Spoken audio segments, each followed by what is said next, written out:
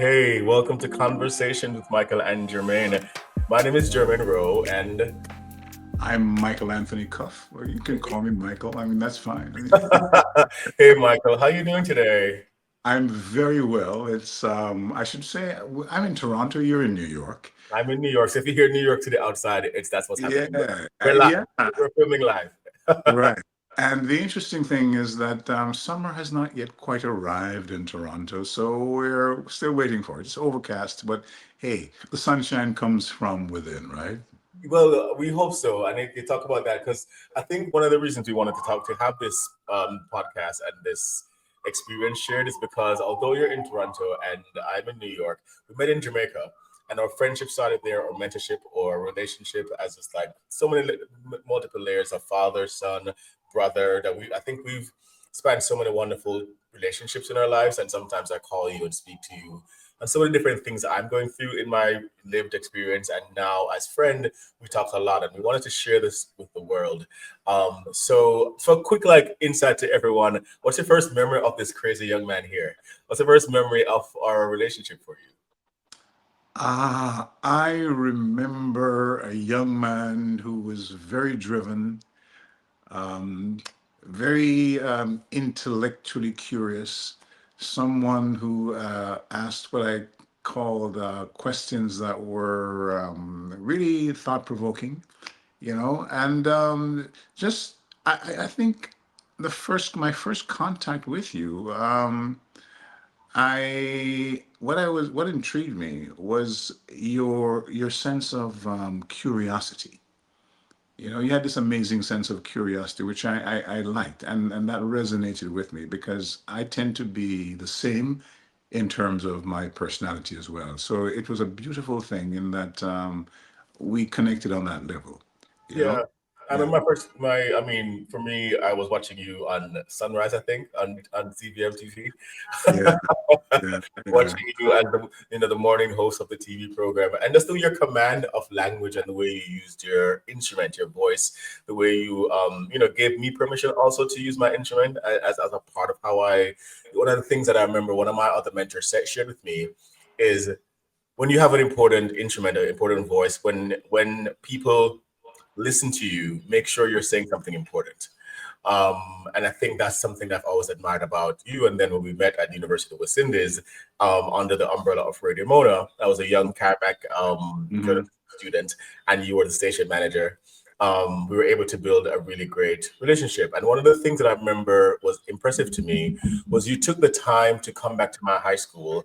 I remember there was a boys' day event or a men's day event where we just literally the school would put together just all the young men to come together and have conversations around things that young men navigate. And I remember inviting you to come speak. And so I think a huge part of sharing this podcast in the world is creating a space where, as men in the world, as Black men in the world, we can learn how to have conversations with each other cross generationally, living across the world as immigrants or are in the diaspora. But there's so many things that we navigate on a regular basis that we sometimes don't have the space to, as men, have conversations around it. Hence, conversations with Michael and Jermaine. Absolutely. One of my strongest passions, Jermaine, is giving back. Because over the course of my life, a number of persons have really been there for me, and but not for these people, I would not be where I am now. We wouldn't be having this conversation because our lives could have gone in different directions. My life could have gone in a different direction, and so I feel this need to pay it back, or should I say, pay it forward.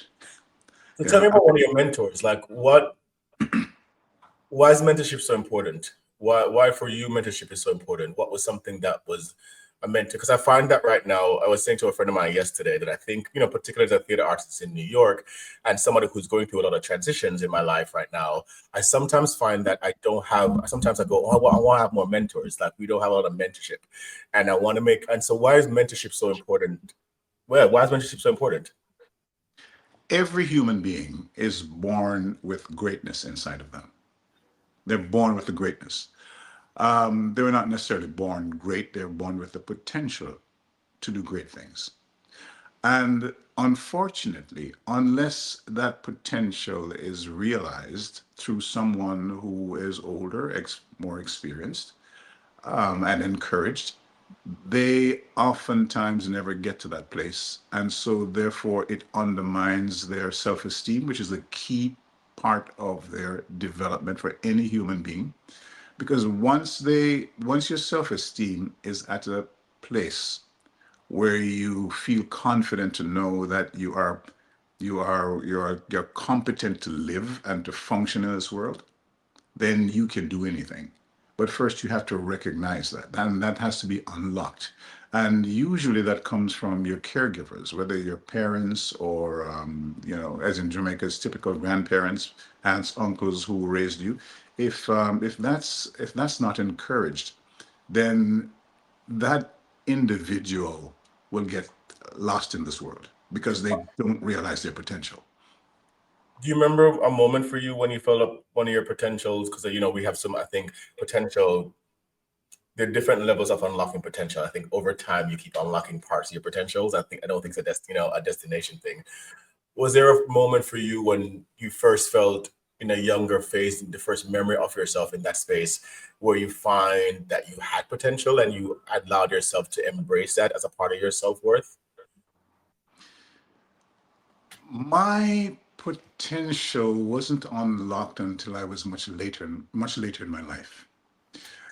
Um, I my parents and my father in particular, he was a very hardworking man, and his main thing was to bring home the proverbial bacon. You know what I mean? Bring home the money so that he could provide for his family, and provide the basics for them: food, clothing, shelter. Okay. But in terms of, he was never a man who was engaging, in the sense that he would talk to me like I would now engage my sons, because I don't think, you see, you can't give what you never had, and he never had that. He was like one of 12 boys, and so therefore, what it meant was that when you have 12 children, I mean, and your parents are trying to provide for you, that's, the attention is greatly divided. I mean, it's between like slim and none, and so he never had that attention. So he didn't possess it, and he didn't pass it on to us as such. So we were there, we were cordial, but the that relationship was not there. Now we tend to come down hard on our parents sometimes and say, they weren't this, they weren't loving, they didn't hug us, they didn't kiss us, but they weren't raised that way. You know what I mean? And in the Jamaican culture, I mean, there's this thing about men don't hug, men don't embrace, men don't express emotions. And so we never got that. So it's a long way of saying, look, you can't give what you never had. And because he never had that, he provided for us as best as he could. We never wanted for anything. We didn't necessarily have the best of everything, but we had the things that we needed that were necessary for us to thrive.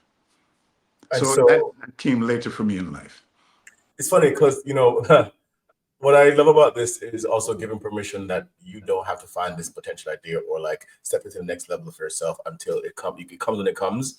One of the blessings I have that I do have friends, multi-generational friends, friends who are younger, friends who are older. It was something that I think one of my mentors said to me, Arthur Mitchell, Dan Taylor of Harlem, that you must have that duality in your life always. Is you tap into something that you and I have talked about a lot, which is that healing and understanding of our fathers, the relationship with our fathers, and how important it is, Yeah. self-worth, potential, all these transitions we're going through, that as man in the world, I need to, in some ways, understand, create forgiveness, create space, create healing for that relationship with my father and what I thought I should have had or didn't have enough hugs, and how Yeah. really important it is to understand in some ways that journey as him being a man outside of him being a father, him being a human being outside of the umbrella of parent.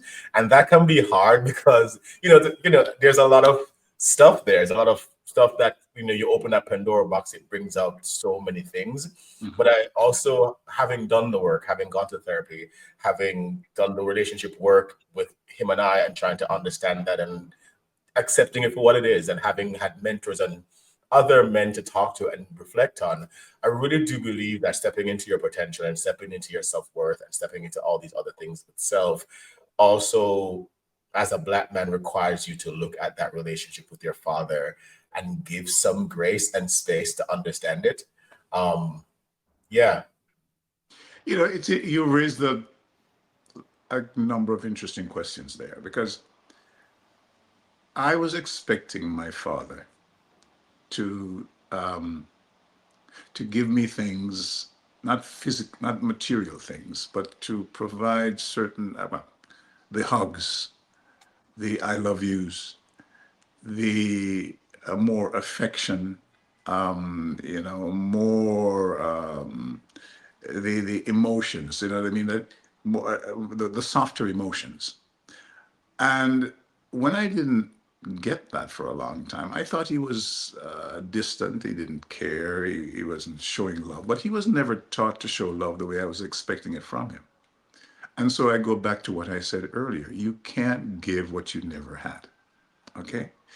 And so therefore, it wasn't until so we were kind of we were distant. You know what I mean? We weren't enemies, but we weren't close. And so what happened was it was cordial. And so what happened was until I got to a place where I realized that, he wasn't being this way deliberately. He just never knew how, he was never socialized that way. And so, therefore, what I was expecting from him, it was really unreasonable.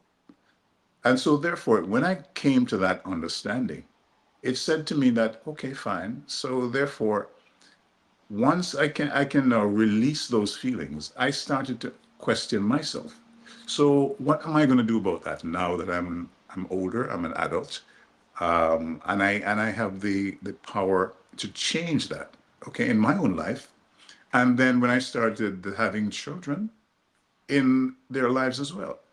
So I said, okay, fine. And now I can exercise those things because I know what it's like when you don't get them. I know the importance of them. And so what am I going to do? So I took responsibility for that. So do you believe that then in some ways unlocking your potential and unlocking part of yourself and was because of that limitation? You said something, I always say there was a gift in some ways to my healing my abandonment issue, right? So I was able to recognize how important it is to just check in on people. Something I always wanted, I think that was growing up for my father to do was simple, a phone call. Hey, and when that never happened, I think I now, and this side of my life, I understand what it means to check in with friends and people I care about, to let them know, hey, I'm thinking about you. Hey, you're important to me. And in some ways, it's healing that, but also healing the younger version of myself to say separating the action that weren't healthy from the person saying so good people do bad things or good people do things that hurt sometimes. And I think those layers and tapping into trying to stay with the potential, I think a huge part of how I was able to maximize my potential was as I healed those things, I started to create more spaces within myself to become more present with myself, to become more honest, to follow through more on the parts of myself that needed space to grow. Okay. No parent, I am firmly convinced of this. No parent wants to have a bad relationship with their child. Hmm. Okay? Do they do things that will undermine that healthy relationship? Yes. Are they doing it deliberately? No. They just never. You can't give what you never had. They never learned how to do that. Okay, and so therefore, I've seen, and the evidence for this is when I look at some of the estranged relationships that I see, with people I know, and like we've had these conversations before, and I said, Jay, try to put yourself in his position. You know what I mean? Try to think of it. He would want to. I'm sure you would be. He's very proud of you and your achievements and what you've done thus far with your life. But you're saying, okay, fine, yeah, but you're still not feeling that closeness and whatever it is. But the whole idea is that that's not what he would want to have, the relationship he would want to have now. But those things that were necessary to bring about that kind of relationship, like as you said, the checking in with you. How are you doing today, son? What are you feeling? Tell me what you're thinking. You know what I mean? If you're having a problem, instead of saying, "Look, I mean, just uh, tough it out," right? You're saying, "Okay, fine. Let's see if we can talk about this. I may not have the answers, but at the same time, let's see if we can think it through together." Or sometimes you don't have the answers, but you just want to just listen. Provide a Yeah. listening ear Well, one of to. the things that I learned to accept as I've aged too is I now have way more tools than my parents did, as in terms of navigating. Well, first of all, the world has more information around trauma, and there's certain things that go to Jamaica. Oh, I just bad. It just a bad thing. That just bad. And so now we have actually healthier words to call the thing what it is. And sometimes I would hear even my mother sometimes talk about some of her experiences growing up, and I'm listening, going, "Oh, that wasn't okay." And she's like, yeah, and she was kind of talking about it in this kind of like, oh yeah, well, the little and then Yeah, we just yeah, and this just happened, and this just happened. I'm sitting there going, oh, yeah, that's traumatic. So yeah, that wasn't nice. that was nice. And it's they've normalized. I mean, and I think and that's the gift of having multi-generational, because sometimes I look at my nieces and my nephews now, and they're doing so well. I'm so proud of all of them, and watch how they sometimes not understand why we do the things we do. My sister and I were just together in Florida, and she just moved there to teach, and we were kind of so excited about the small things, about like, you're there foreign and look how you do well and you get your car, and my nephew was like, oh, okay. We're like, Yeah, no, this is a big deal for us because yeah, we know we know where we're coming from, and I think we're giving ourselves grace to know where we're coming from. And I think yeah, giving our parents grace to understand where they're coming from too is a very necessary part of becoming a man and becoming successful as a man. I think a huge part of it starts with that internal understanding of self, yeah, and the connection, because we are those connections. I yes, listen to Ian Van Zandt a lot, and I love her work. And we're all those connections of the lived experiences of all the generational. And I think the bigger, wider philosophical idea, understanding history and the trauma of the Black body over time, and Black male body, particularly in Jamaica and in the Caribbean. And mhm, there's so much things, and I think the expansion of the perspective, because we're I'm here looking from my Jermaine eye, but if you step back a little bit and look at the history, which is not so long ago, yeah.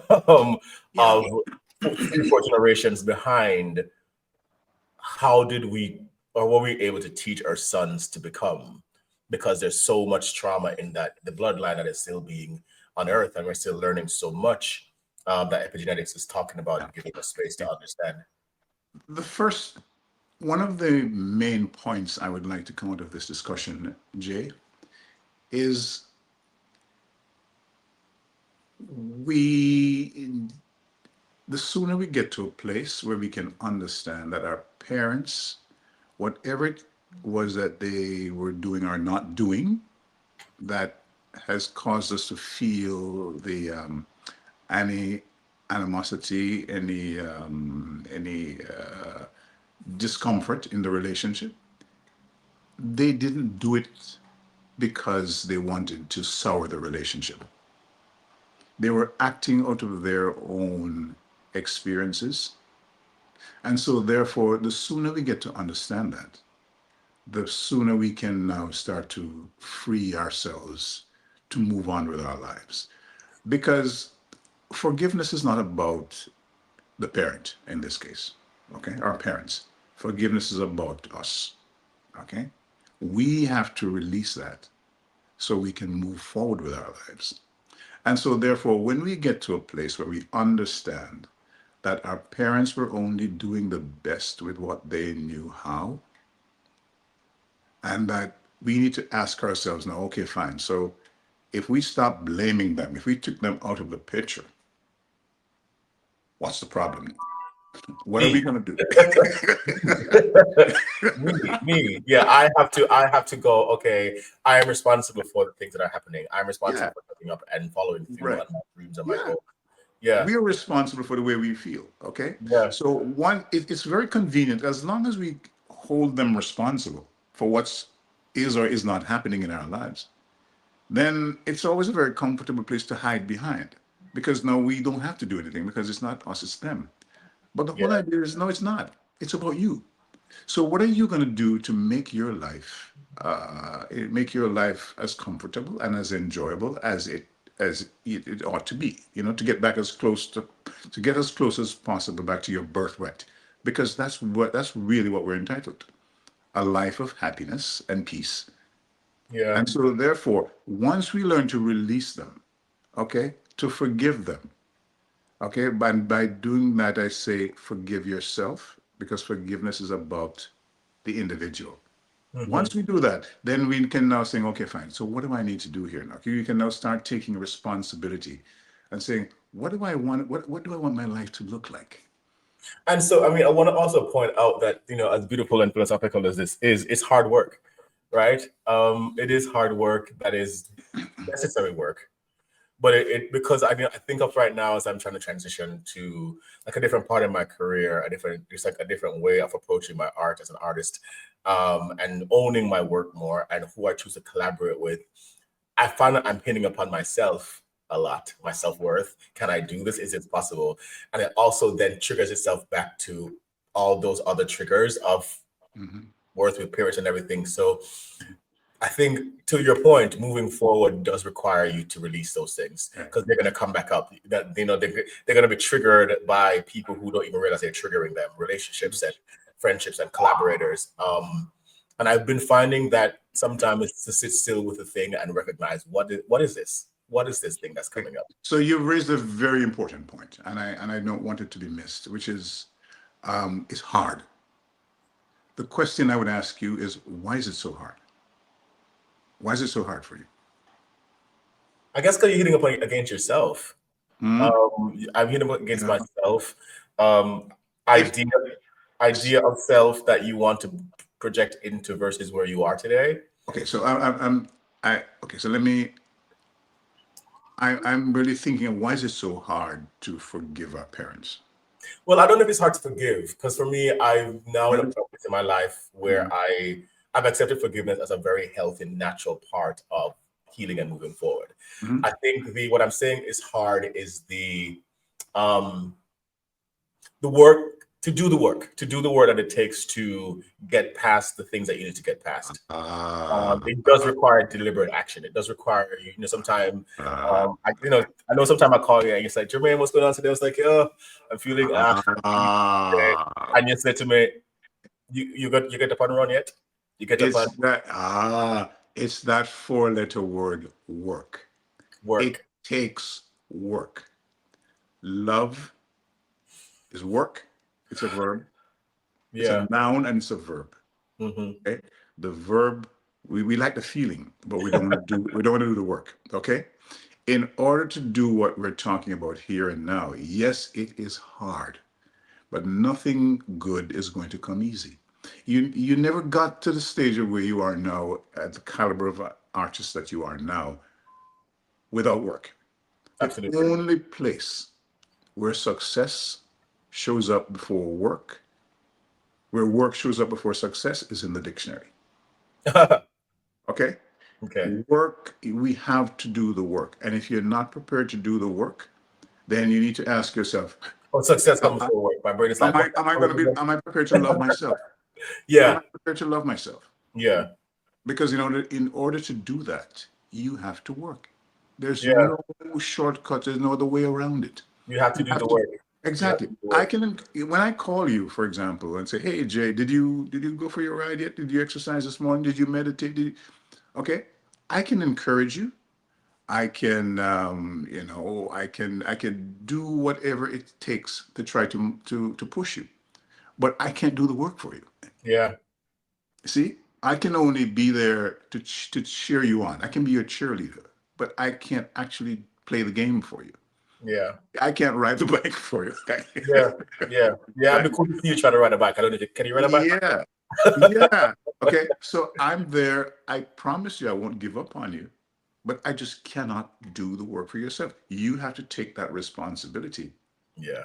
to get on that bike and get out of there, get out of the bed and go for your morning ride. Okay? Because then Because, that starts the journey of the healing, right, the showing up for yourself, of like exactly, following through on the things that you said. precisely. And don't tell me that you don't feel motivated because I will remind you that motivation is not something that's going to come to you. Motivation comes when you do what you need to do. When you start when you get up and you go for the bike and you start to move and you start to feel good. You remember that picture you sent me the other morning when you're on that bicycle and you're saying, "Yeah, I'm on top of the world." Yeah, that's the joy of motivation. When you now start to do the thing, but Yeah. you can't get that feeling if you're not on the bike. Yeah, and I think that's a really important point, and I love that. I'm so grateful for the fact that we I do have you in my life, and I can call you, and I can really just share and be honest. And I think that's why we really wanted to share this program to the world, because literally, the world has been invited into what we do on a daily basis on the phone. But it is. I think I remember the day you said that to me. It was a beautiful aha moment where people ask me all the time, you seem so motivated, like you do so many things, like how do you motivate yourself? And I'm now able to say clearer is that you have to start.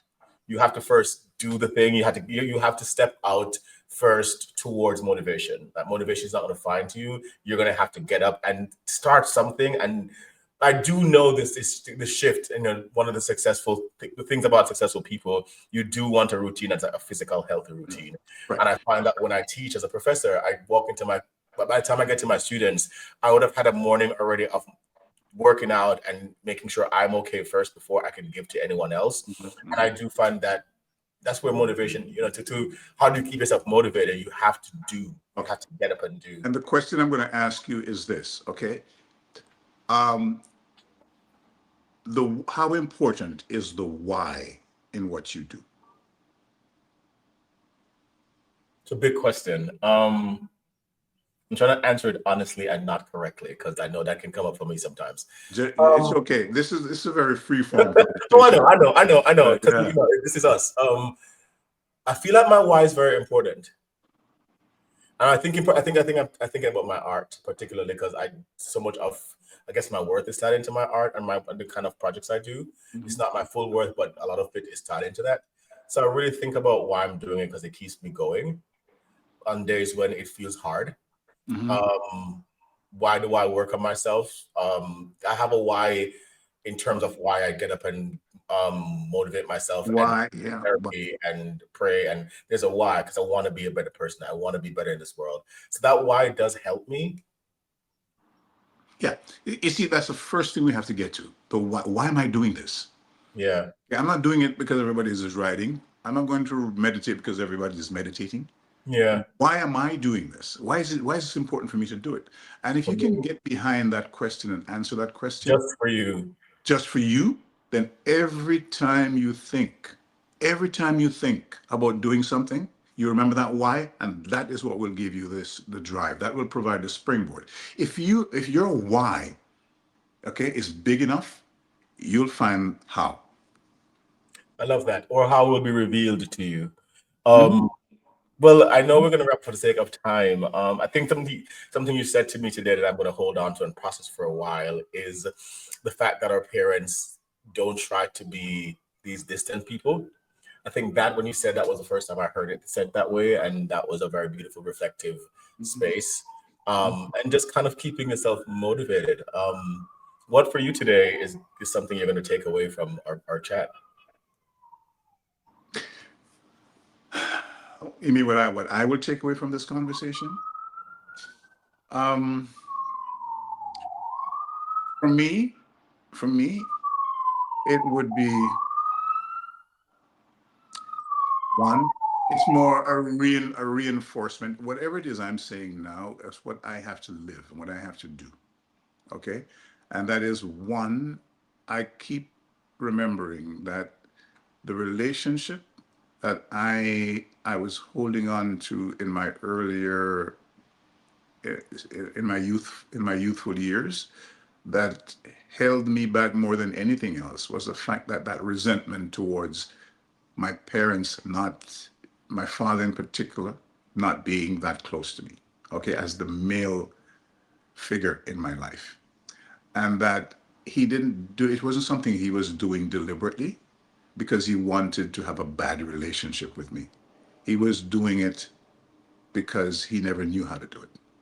Okay, but he was an excellent provider. He just didn't know how to build that kind of relationship, the kind of thing where, and so therefore, what I would like, I keep remembering that because when I remember that, I can continue to share that because it's so important for us. Once you know that, then you can now start to unburden yourself with that. And you can put your energies now into what do you want to do with your life? Because now you're saying, look, I am responsible, no one else. I am the only problem I'll ever have, and I am the only solution. Yeah, be the change, right? Yeah. Um, well, thank you so much, Mike. I know we're going to keep talking, and the world will keep listening to our conversations.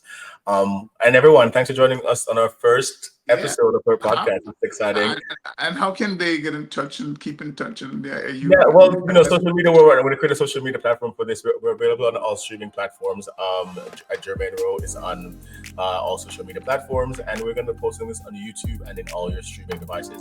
So please like and share, and throw questions at us in our platforms for the things that you want us to talk about, and we're going to keep growing. Thank you so much for listening and watching wherever you are in the world. This is Conversations with Michael and Jermaine. and thank